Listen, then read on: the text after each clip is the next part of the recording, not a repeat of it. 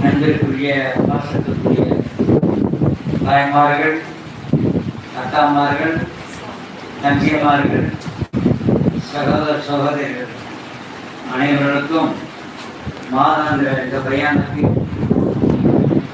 Saudi ஷேக் காரி முஃப்தி மௌலவி வஜீதுல்லா ஹஜ்ரத் அவர்கள் இப்பொழுது தங்களுக்கு சிறப்பான முறையில் தமிழிலும் அரபியிலும் பேசுவார்கள் என்பதை தெரிவித்துக் கொள்கின்றோம்.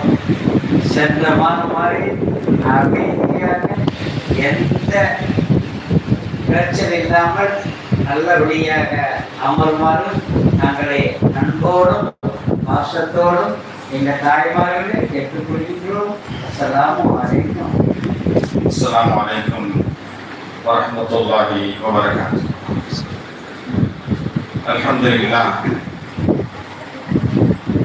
வஸ்ஸலாத்து வஸ்ஸலாமு அலா ரசூலில்லாஹ் வ அலா ஆலிஹி ஹிஸ்பில்லாஹ் வ அஸ்ஹாபிஹி ஜுந்தில்லாஹ் அம்மா பஅத்.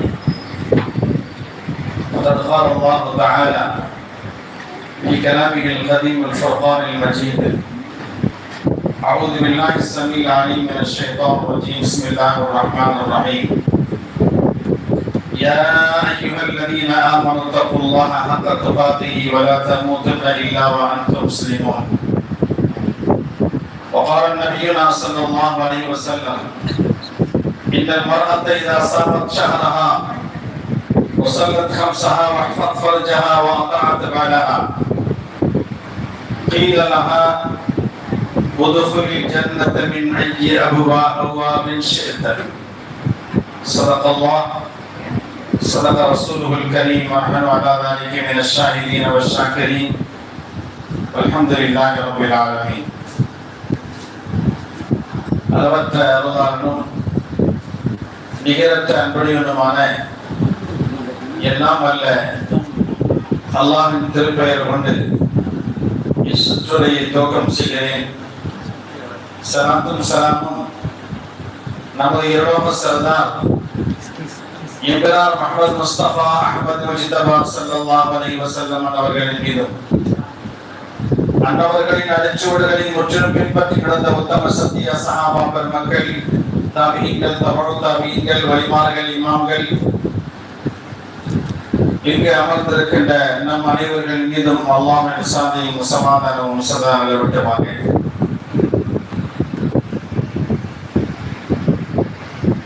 அல்லாஹ் ஜல்ல ஷானஹு வ தஆலா நம்மை அல்லாஹ் ரசூலும் எப்படி நடக்கச் சொல்லி இருக்கிறார்களோ அதன்படி நடந்தும், எதை விட்டு தடுத்திருக்கிறார்களோ அதை விட்டு தடுத்து நிறுத்தியும் முதலில் இறையச்சத்தோடு வாழ்வதற்கு எனக்கும் உங்களுக்கும் வசியத்தும் நசீகத்தும் செய்து கொள்கிறேன். அன்பிற்குரிய தாய்மார்களே, சகோதரிகளே, மாதந்தோறும் பெண்களுக்கான பயான் வைக்க வேண்டும் என்று ஜமாத்துல் உலமாவுடைய ஆலோசனையின்படி இப்போது 2 மாதங்களாக நாம் இங்கு நமதூரில் ஆரம்பித்திருக்கிறோம். மிக சிறந்த முறையில் நீங்கள் வருகை தந்து கொண்டிருக்கிறீர்கள். அல்ஹம்துலில்லாஹ். ஏனென்றால் ஆண்கள் பள்ளிவாசலில் பயான் கேட்பதற்குண்டான வாய்ப்புகள் கிடைக்கின்றன. ஒவ்வொரு ஜும்மாவிலும் கிடைக்கிறது. ஆனால் தாய்மார்களுக்கு அது கிடைப்பதில்லை என்ற கவலையின் காரணமாக ஒரு முடிவெடுக்கப்பட்டது. மாதம் இன்ஷா அல்லாஹ் தாய்மார்களுக்காக வேண்டியும் சகோதரர்களுக்காக வேண்டியும் ஒரு பயான் ஏற்பாடு செய்ய வேண்டும் என்ற முடிவின்படி நம்மளுடைய நிஸ்வான் மதரசாவிலே அல்லாஹ்வின் கிருபையால் ஆரம்பித்திருக்கிறோம். அல்ஹம்துலில்லாஹ். அன்பிற்குரியவர்களே, தாய்மார்களே, சகோதரிகளே, அல்லாஹ் தஆலா தாய்மார்களை ஆண்களை விட மிக சிறந்த அம்சத்திலே அல்லாஹ் கூறுகிறார். காரணம் என்ன? அல்லாஹ்வால் படைக்கப்பட்ட மிக சிறந்த படைப்பு யார் என்றால் நபிமார்கள், ரசூல்மார்கள். அதுவும் மிகச் சிறந்தவர்கள் ஹஜ்ரத் பெருமானார் ஸல்லல்லாஹு அலைஹி வஸல்லம் அவர்கள். இவர்களை எல்லாம் பெற்றெடுத்தவர்கள் தாய்மார்கள். அதனால்தான் தாய்மார்களுக்கு மிகப்பெரிய அந்தஸ்தை எல்லாம் கொடுக்கிறார். இவர்களையும் பெற்றெடுத்தவர்கள் தாய்மார்கள். அது மட்டுமல்ல, இன்னும் பெருமானார் ஸல்லல்லாஹு அலைஹி வஸல்லம் தாய்மார்களை பற்றி சொல்கிற போது அல் ஜன்னத்து தஹத அக்தாமில் உம்மஹாத், சுவனம் இருக்கிறது இங்கே இருக்கிறது என்றால் தாய்மார்களின் கால் பாதங்களுக்கு அடியில் இருக்கிறது என்றார்கள். அப்படி என்றால் என்ன பொருள்? அந்த தாய்மார்களுடைய அன்பிலே தான் அல்லாஹ்வுடைய அன்பு இருக்கிறது. அந்த தாய்மார்களுடைய முகச்சிரிப்பிலே, அவருடைய திருப்தியிலே அல்லாஹ்வுடைய திருப்தி இருக்கிறது. அவர்கள் கோபப்பட்டால் அல்லாஹ்வும் கோபப்படுகிறார். அல்லாஹ் சந்தோஷப்படுகிற போது அவன் என்ன சன்மானங்களை கொடுப்பான்? அல்லாஹ் சுவனத்தை கொடுக்க காத்திருக்கிறார். அது எங்கே இருக்கிறது? தாய்மார்களின் காலடியில் இருக்கிறது என்றார்கள் அருமை நாயகம் ஸல்லல்லாஹு அலைஹி வஸல்லம் அவர்கள். அது மட்டுமல்ல, சுவனத்தில் பல வாசல்கள் இருக்கிறது.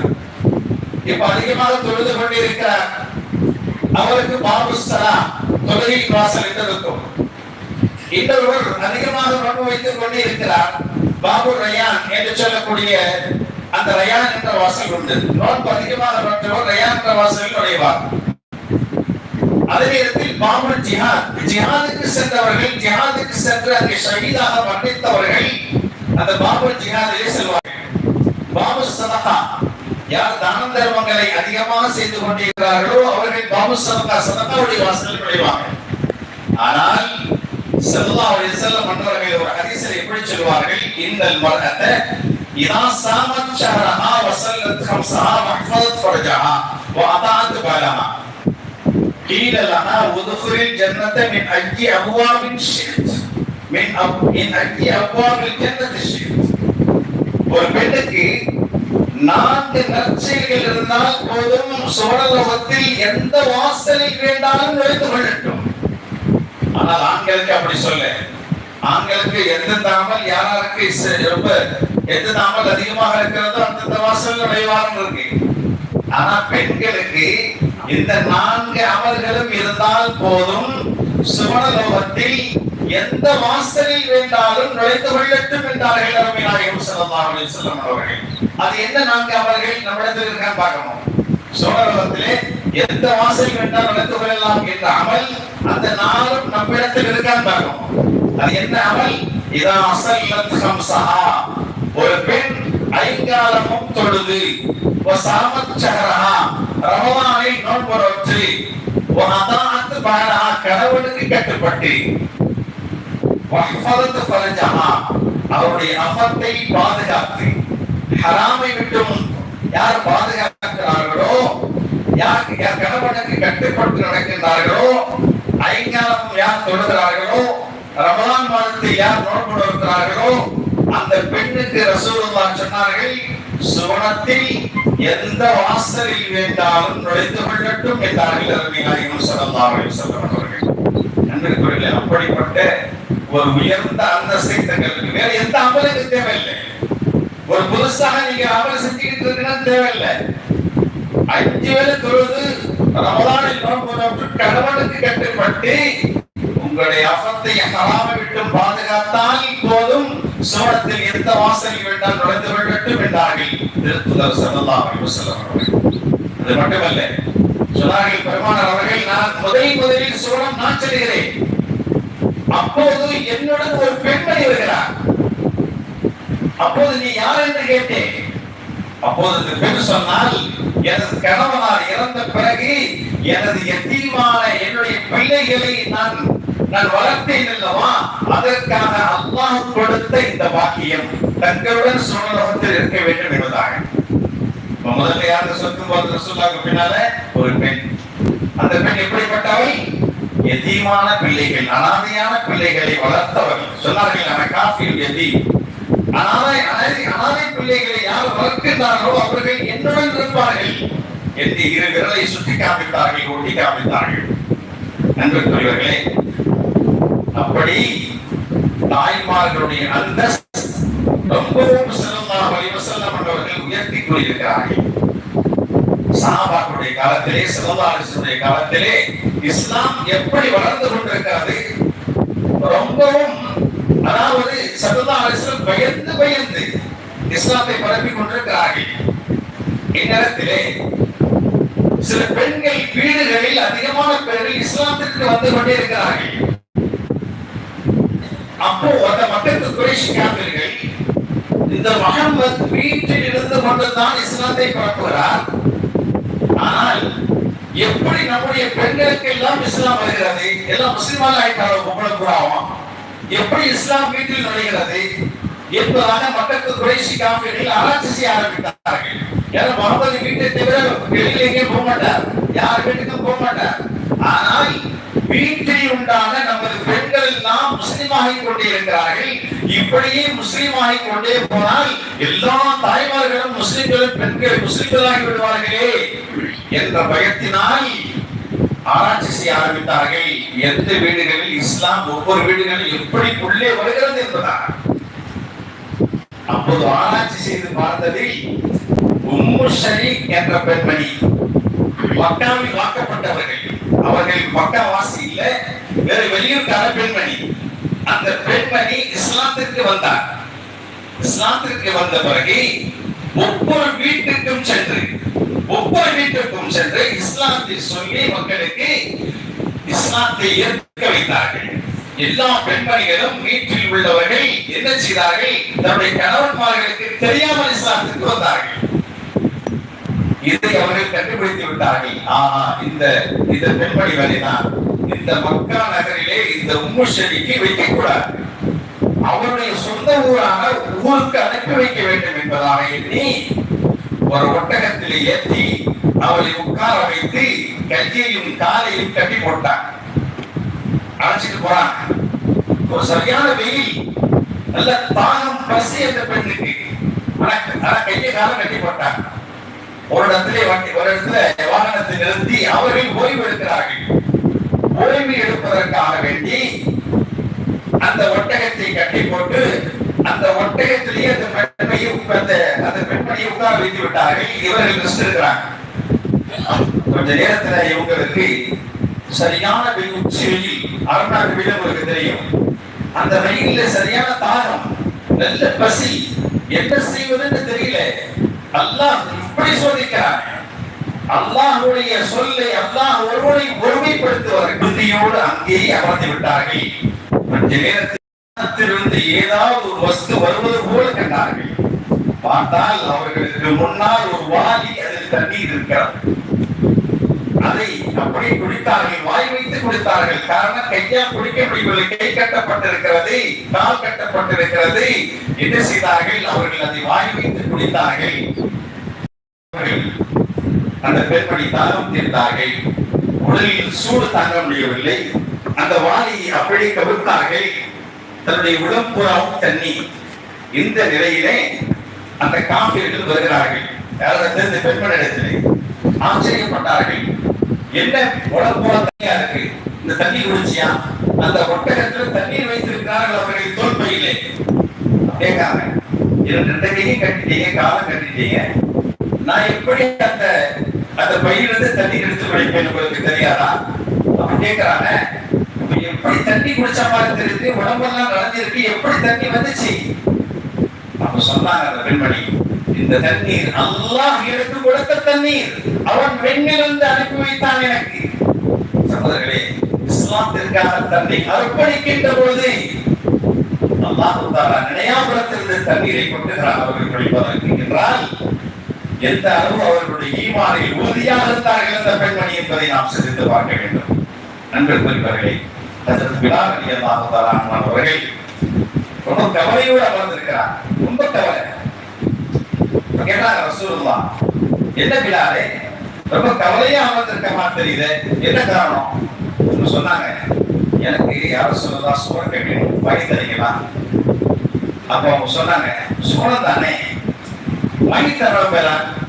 வாங்கி தர மாட்டேன்னா சொல்றவங்க, உலகத்திலே ஒரு மனிதர் சோளத்தை வாங்கி கொடுக்கிறார்கள் என்றால் அது பெருமானார் ஸல்லல்லாஹு அலைஹி வஸல்லம் அவர்கள் மட்டும்தான்.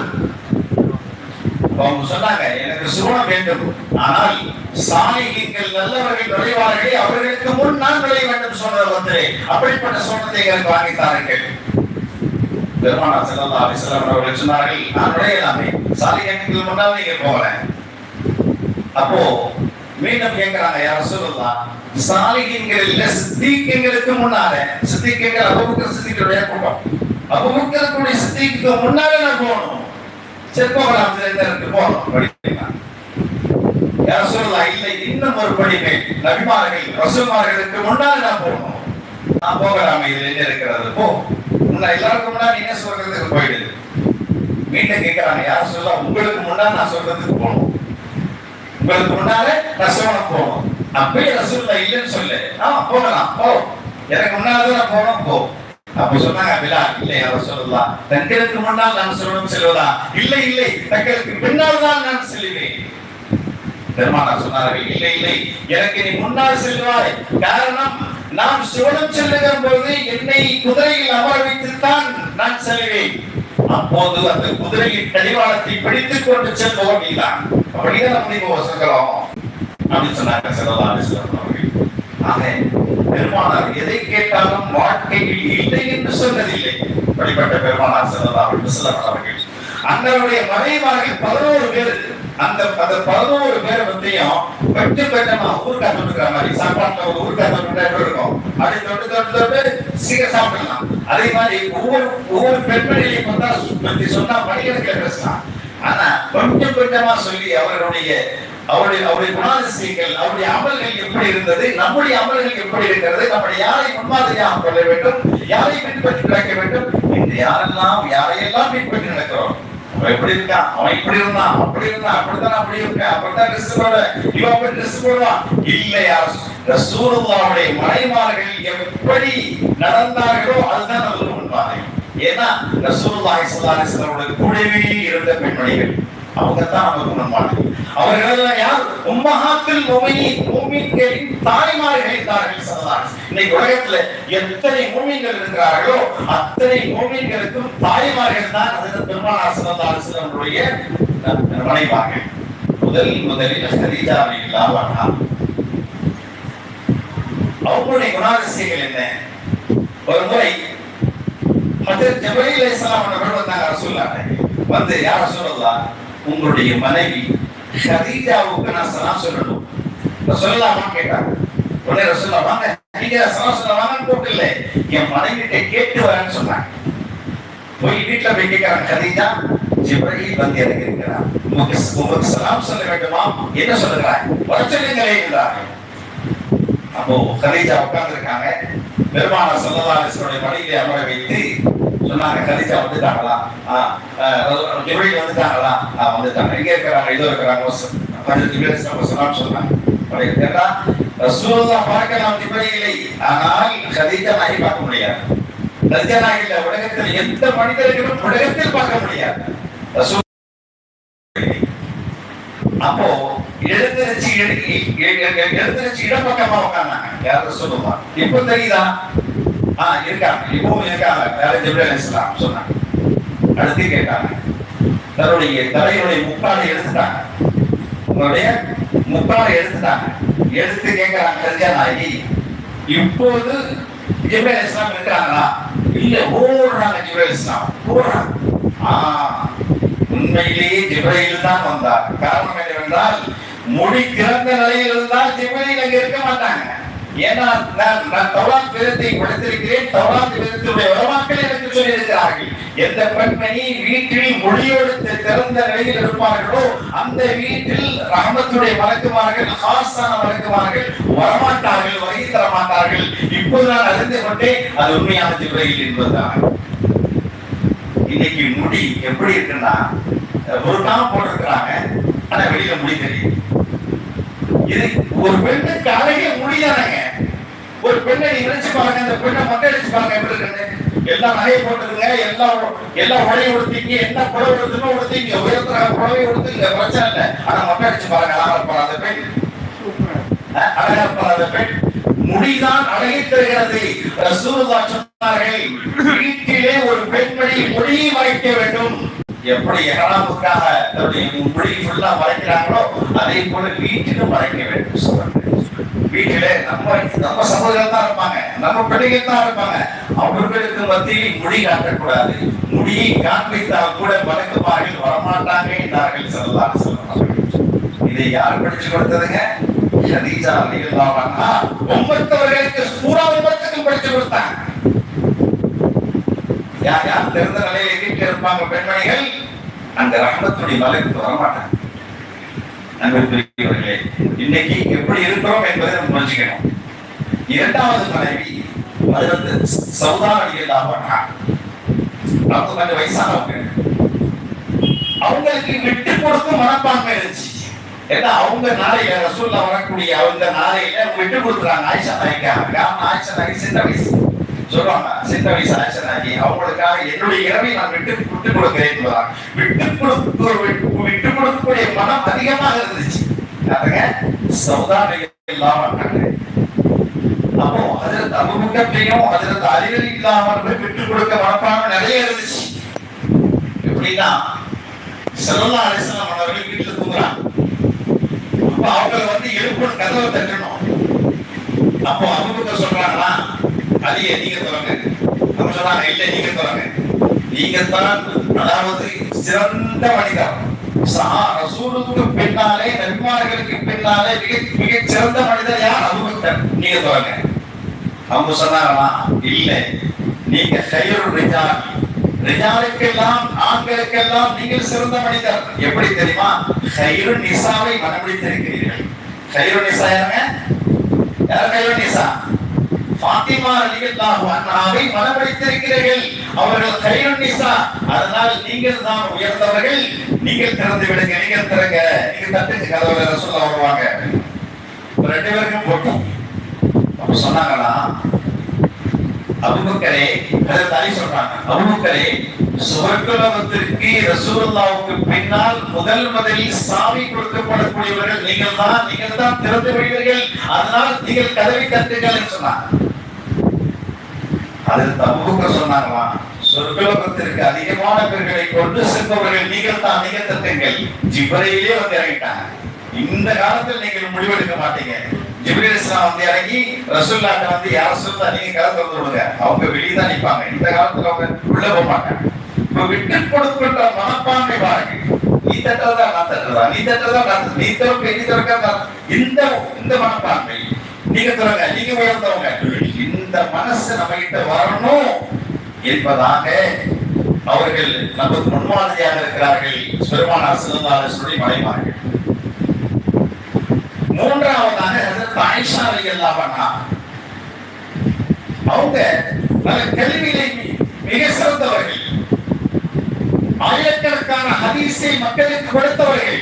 73 ஆண்டு காலங்கள் வாழ்ந்தார்கள் ஆயிஷா நாயகி. 73 ஆண்டுகளிலேயும் மக்க சஹாபாக்களுக்கு கற்றுக் கொடுத்தாங்க. சஹாபாக்கள் உஸ்தாத் ஆயிஷா நாயகி. எல்லா பெண்களும் மட்டுமல்ல, ஆண்களும் மண்டியிட்டு ஹஜ்ரத் ஆயிஷா ரலியல்லாஹு அன்ஹாவிடத்திலே அவர் கல்வி பயின்றார்கள். காரணம், ஸல்லல்லாஹு அலைஹி வஸல்லம் அவர்களிடத்திலே அமர்ந்து கிட்டே அமர்ந்து அதிகமான ஹதீஸ்களை கேட்ட பெண்மணி ஹஜ்ரத் ஆயிஷா ரலியல்லாஹு அன்ஹா அவர்கள். அவர்கள் நல்ல கவிஞரும் கூட. அதே நேரத்திலே அதாவது நல்ல மருத்துவம், நல்ல மருத்துவம் சொல்லுவாங்க.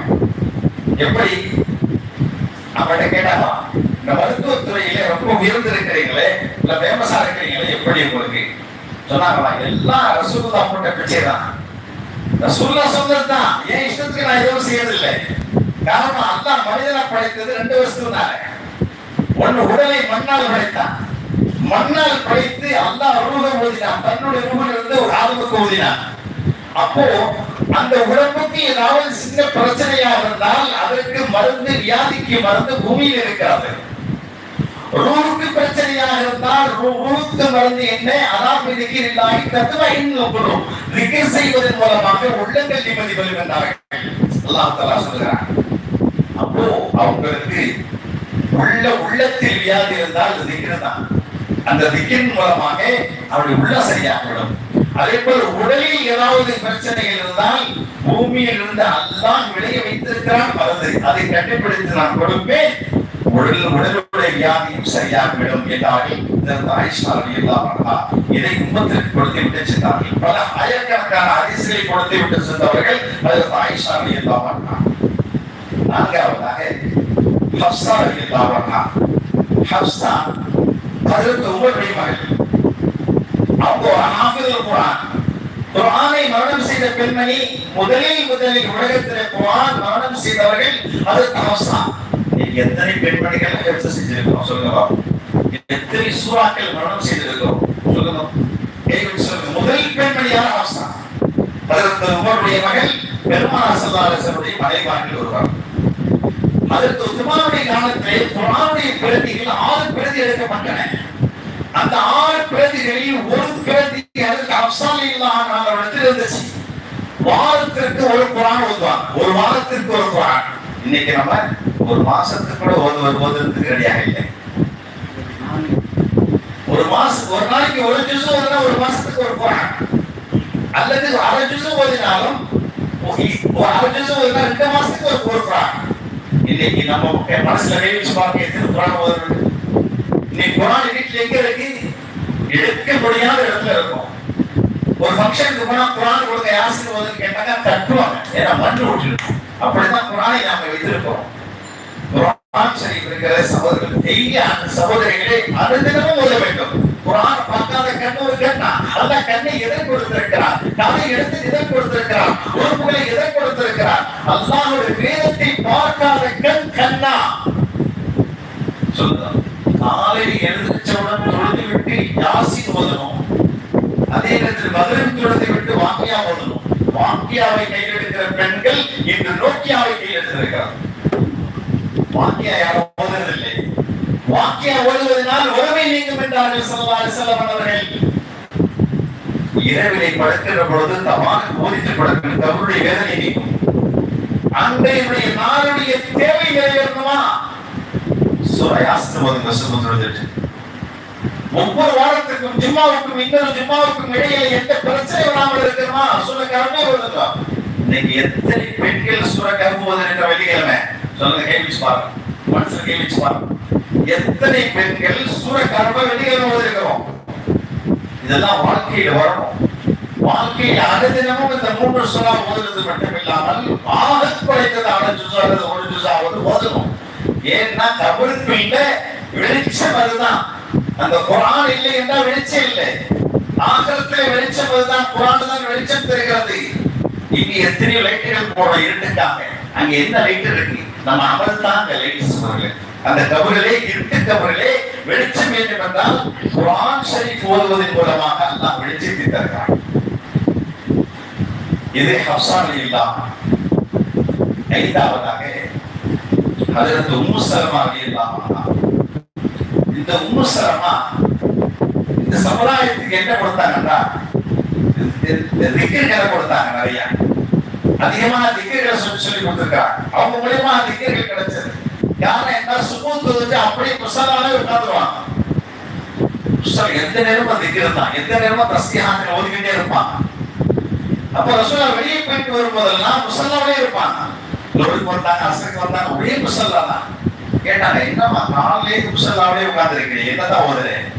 திக்ர்ல இருக்கிறேன், குர்ஆன் ஓதி கொண்டிருக்கிறேன். அப்ப சொன்னாங்க ரசூலுல்லாஹ், உனக்கு ஒரு திக்ரை கற்றுத் தருகிறேன், ஒரு தஸ்பீஹ் கற்றுத் தருகிறேன்.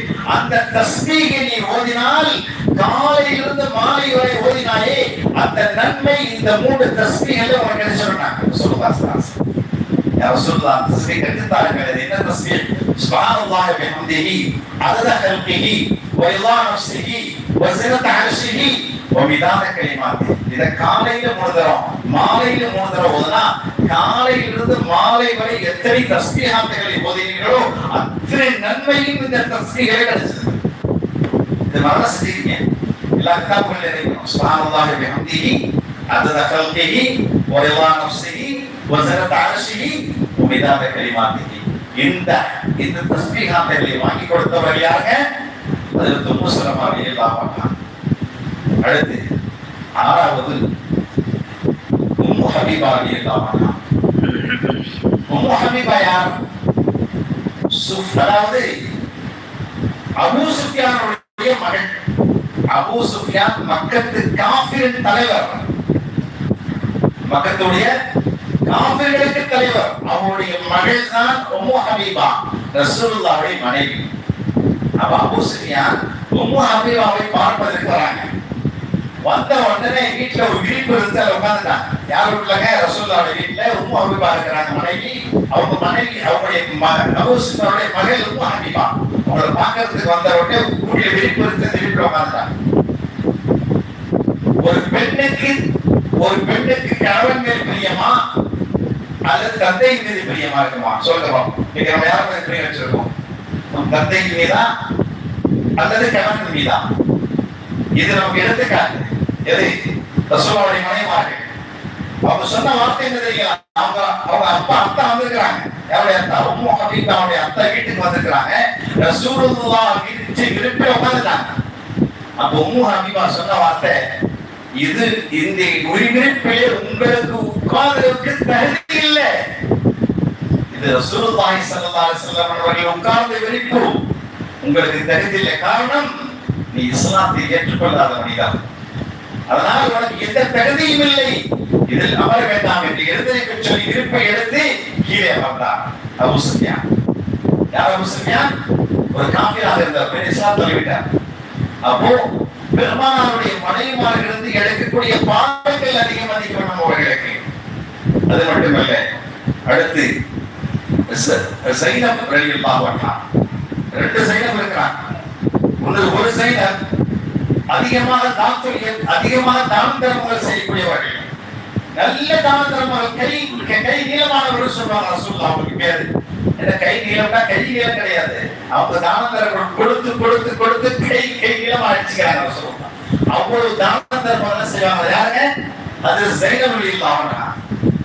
இன்னொரு ஸைனப் இருந்தாங்க, ஸைனப் பின்த் ஹுஸைமா. அவங்க ரசூலுல்லாஹோட 8 மாதம் தான் வாழ்ந்தாங்க. 8 மாதத்துல 9 யதீம் குழந்தைகளை வளர்த்தாங்க. எத்தனை குழந்தைங்க? 9 யதீம் குழந்தைகளை வளர்த்த பெருமை யாருக்கு இருக்கிறது? ஹஜ்ரத் ஸைனப் பின்த் ஹுஸாமா ரலியல்லாஹு அன்ஹா அன்னவர்களே சாரும். காரணம், இன்னைக்கு யாராவது ஒரு பிள்ளையை வளர்க்கறதுக்கு ரொம்ப கஷ்டம், அர்த்தம் இல்லை. எப்படி வளர்ப்போம்? ஆனா ரசூலுல்லாஹி ஸல்லல்லாஹு அலைஹி வஸல்லம் அவர்கள் வளர்க்க வைத்தார்கள். காரணம், சொன்னது அப்படி. யார் யதீம் குழந்தை வளர்க்கிறார்களோ அவர்களும் நானும் சுவர்ணலோகத்திலே ஒன்றாக இருப்பேன். ரசூலுல்லாஹ்வுடன் ஒன்றாக இருப்பதற்கு யாரும் பிரியப்பட மாட்டாங்க. சொல்லுங்க, எங்க யதீமான குழந்தை ஆச்சோ உடனே யார்கிட்ட பணம் கொடுத்துவாங்க? அதுல ஸைனப் ரலியல்லாஹு அன்ஹா கொடுத்துருவாங்க. அப்படி அந்த பெருமை பெற்றவர்கள் ஹஜ்ரத் ஸைனப் பின்த் ஹுஸாமா ரலியல்லாஹு அன்ஹா அவர்கள். அடுத்தபடியாக ஹஜ்ரத் மைமூனா ரலியல்லாஹு அன்ஹா 9வது. இவங்கள்ட்ட என்ன அமல் இருந்துச்சு? 5 வக்து கடமை.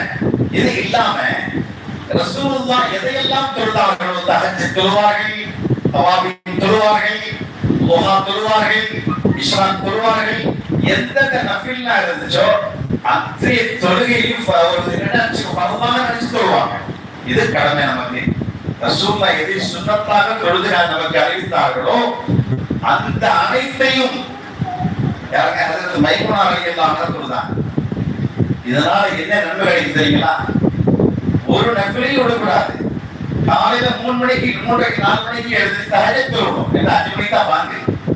காலையில தஹஜ்ஜுத் தொழுதுட்டு குர்ஆன் ஷரீஃப் ஓதி திக்ர்கள் ஈடுபட்டு துஆவில் ஈடுபடணும். அந்த நீரும் துஆக்கள். காரணம், எல்லா மக்களும் உறங்கிக் கொண்டிருக்கிற பொழுது உறங்காத ரப்பு நீங்கள் கேட்கின்ற துஆவை அல்லாஹ் கேட்கிறார். உடனே பதில் தருகிறான் அல்லாஹ்.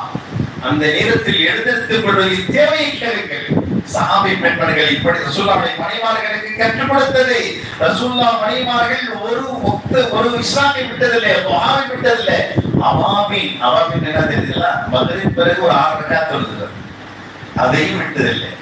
இரவில் தூங்கும் போது இஷாவுக்கு பின்னால தூங்க போகலாமா, அப்ப கூட 2 ரக்காத் தொழுது படுத்தோம்னா காலையிலிருந்து ஏதாவது பேசியிருப்போம், யாராவது திட்டிருப்போம், யாராவது பேசியிருப்போம். ஏதாவது பாவங்கள் செய்யாத மனிதர்கள் இல்லை, சுத்தமானவர்கள் சொல்ல முடியாது. யாருமே 2 ரக்காத் தொழுதுட்டு இது ஸலாத்து தௌபா நஃபில் என்று சொல்லி அல்லாஹ் துஆ கேட்டு படுத்தோம்னா அல்லாஹ் அன்னைக்கு செஞ்ச பாவத்தை எல்லாம் மன்னிச்சு தூய்மையானவர்களாக உறங்க வச்சிருவாங்க.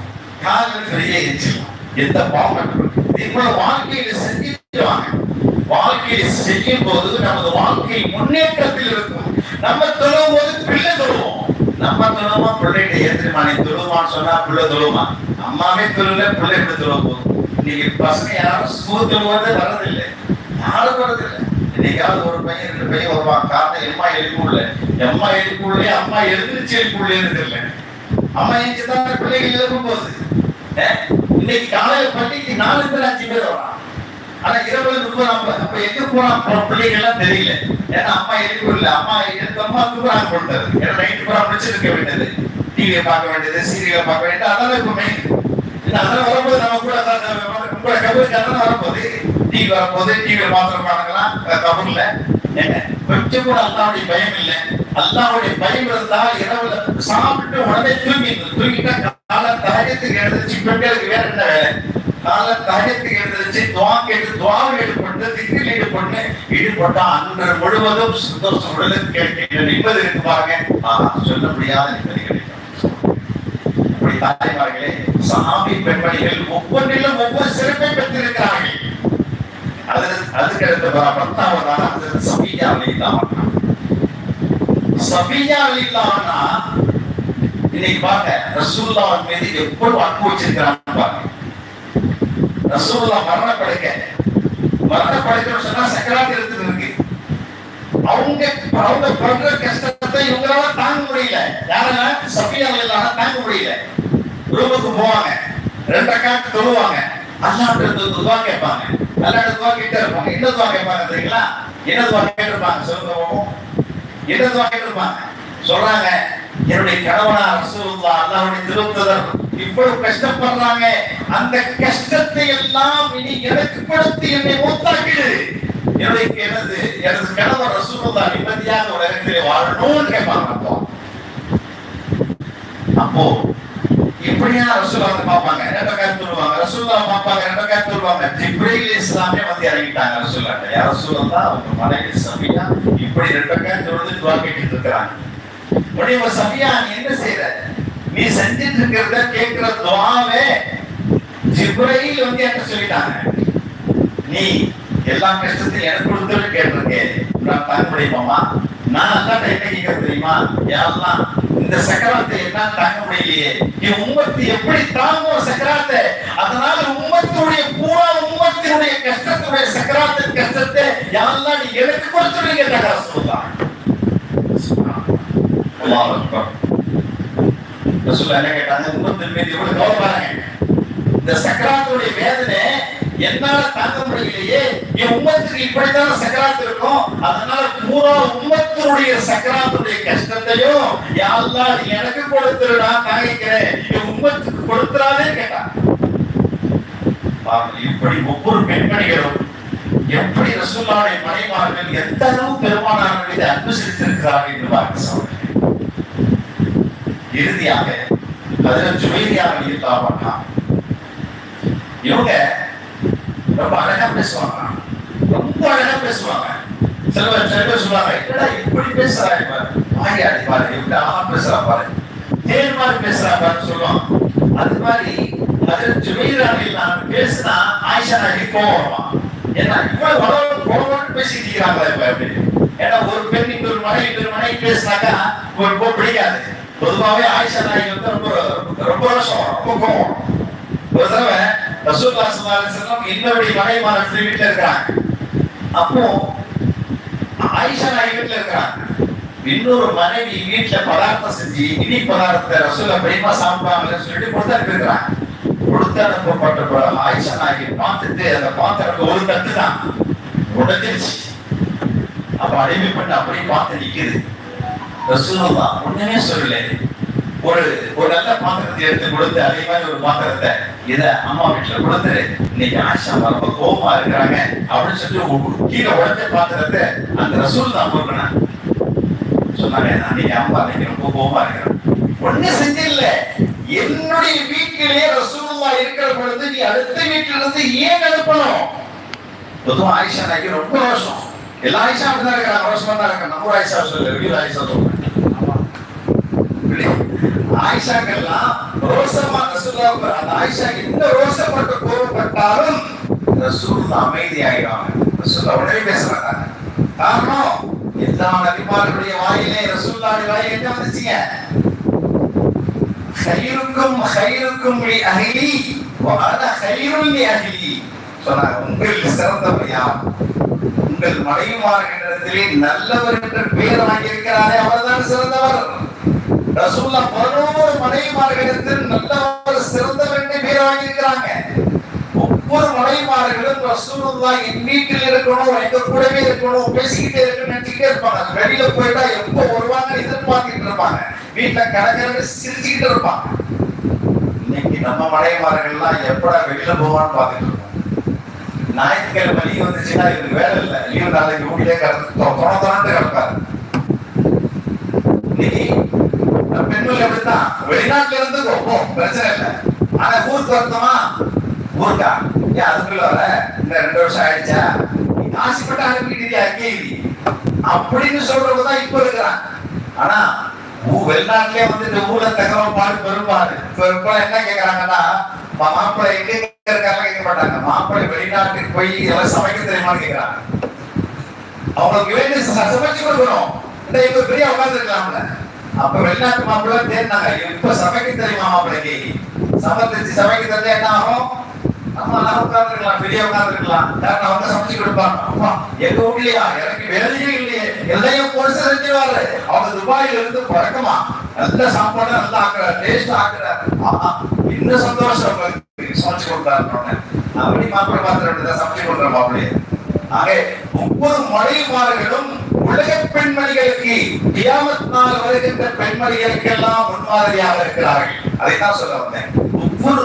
ஒவ்வொரு பெண்மணிகளும் எப்படி இருக்கிறாங்க. அது ஜுவைரியா சொல்றாங்க. ஜுவைரியா பத்தி சொல்லும் போது அவங்க அடங்கமா பேசுவாங்க. என்ன சொல்லுவாங்கன்னா இப்போ போருக்கு போகணும். போருக்கு போகும்போது ஒரு மனைவி அழைச்சிட்டு போவாங்க, 2 மனைவி அழைச்சிட்டு போவாங்க. அப்ப எந்த மனைவிமார்கள் அழைச்சிட்டு போகுது அப்படின்னு ஒரு சந்தேகம் வரும். அப்போ ஜுவைரியா என்ன செய்வாங்கன்னா போருக்கு தேவையான எல்லா சாதனைகளையும் தயாரித்து முன்னாடி வச்சிருவாங்க. ரசூலுல்லாஹ் பார்ப்பாங்க, யார சொல்லலாத பாருங்க எல்லா சாமானும் ரெடியா வச்சுட்டேன். ஆஹா எல்லாம் ரெடியா வச்சுட்டேன், அப்ப நீங்க வா போருக்கு அப்படின்றாங்க ரசூலுல்லாஹ். யாரா வச்சிருப்பாங்க ஜுவைரியா. இப்ப மற்ற மனைவிமார்கள் பாருங்க ஜுவைரியா பேசி அப்படி ரசூலுல்லாஹ் பின்னாலே போயிட்டாங்க பாருங்க. அப்போ ஒவ்வொரு மனைவிமார்களையும் ஒவ்வொரு அந்தஸ்து பாருங்க. ஒவ்வொன்றையும் கொடுத்து எல்லா மனைவிமார்களும் நம்மளுக்கு உதாரணம். இந்த மனைவிமார்களில் ஒரு மனைவிமார்கள் தாய்மார்கள் ஒரு சொல்லை நாம் பின்பற்றினால் நம்முடைய வாழ்க்கையில் நிச்சயமாக வெற்றி பெறலாம் என்பதற்கு சந்தேகமில்லை. வாழ்க்கையில் நபிமார்களுடைய பெண்மணிகளை பாருங்கள், ரசூலுல்லாஹ்வுடைய மனைவிமார்களுடைய வாழ்க்கையை பாருங்கள். கதீஜா எப்படி வாழ்ந்தார்கள், ஆயிஷா எப்படி வாழ்ந்தார்கள், மற்ற மனைவிமார்கள் எல்லாம் எப்படி வாழ்ந்தார்கள். அந்த வாழ்க்கையில் எவ்வளவு பயான்கள் இருந்துச்சு பாருங்க. இன்னைக்கு வாட்ஸ்அப்ல பார்த்தா எவ்வளவு பயான்கள். இன்னைக்கு நம்மள ஜும்மால பேசுற பயான் வாட்ஸ்அப்ல வந்துருச்சு. கேளுங்க. அன்னைக்கு ஜும்மால கேட்க முடியும்னா அடுத்த நாள் கேட்கணும். எப்ப டைம் வருது அப்ப கேளுங்க. என்ன பேசுறாங்க, தீன் என்றால் என்ன, தீனை பற்றி இப்படி பேசப்படுகிறது என்பதை கொஞ்சமாவது தெரிஞ்சுக்கணும். அந்த ஆசை நம்ம ஒவ்வொருவருக்கு வரணும். அல்லாஹ் தஆலா நாம் எதை கேட்டோமோ அதன்படி நடப்பதற்கு அல்லாஹ் உங்களுக்கு எனக்கும் தௌஃபீக் தருவானாக.